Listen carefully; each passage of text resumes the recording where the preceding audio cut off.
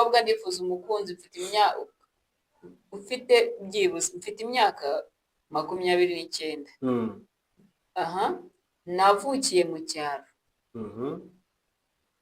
Nize amashuri 3 yisumbuye gusa. Ikindi, njyewe impamvu nshaka umusore wo mu cyaro nuko nanjye ndi umunyacyaro. Nawe ni umunyacyaro? Yego. Uwo ni umuhungu n'umukobwa? Umukobwa. Akaba yaragize gute? Yari umunyacyaro. Akaba ari umunyacyaro, akaba yishakira umuhungu umeze ute? Ungana ate? Akaba ashaka, urumva, umuhungu ufite imyaka 30 kuko ashaka umuntu umurusha umwaka umwe gusa. Yesu we Nazareti. Uno musore, uno mukobwa nta kintu mwijije? Kubera iki? Ko ndabona rwose bitavamo pe. Nibyo byiza. Ugashakana n'ufite 30. Ndabona bitavamo.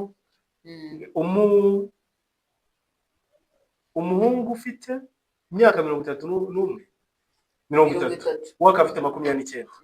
Ibi bintu ntabwo byavamo. Akintu mwijije. Abantu basa naho bangana. Nibyo byiza. Na wapi pe. Ubwo nubakubaka iterambere rishyitse. Gusa twamurangira n'uyu nguyu ufite 40. Yesu. Ariko uziko n'abakobwa bisimbukuruza. Ashobora umuzi ko umukobwa w'imyaka 23 ashobora kukureba mu bwonko ufite 35 agahita akugira umugabo. Akemera kugira umugabo kandi umurusha imyaka ingahe? 86.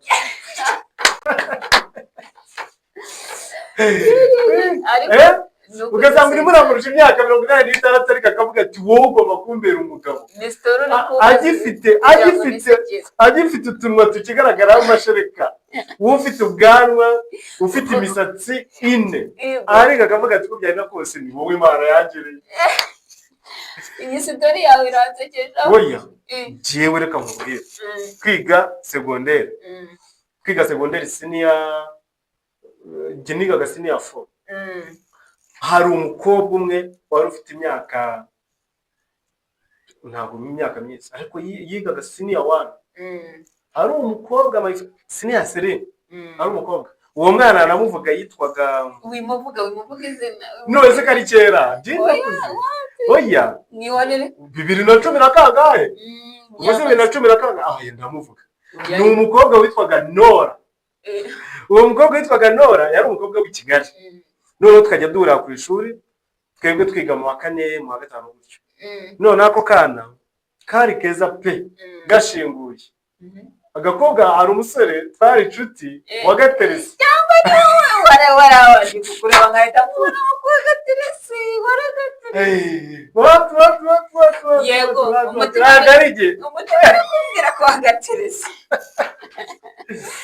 Abaga aho yanaga ari giye biseri.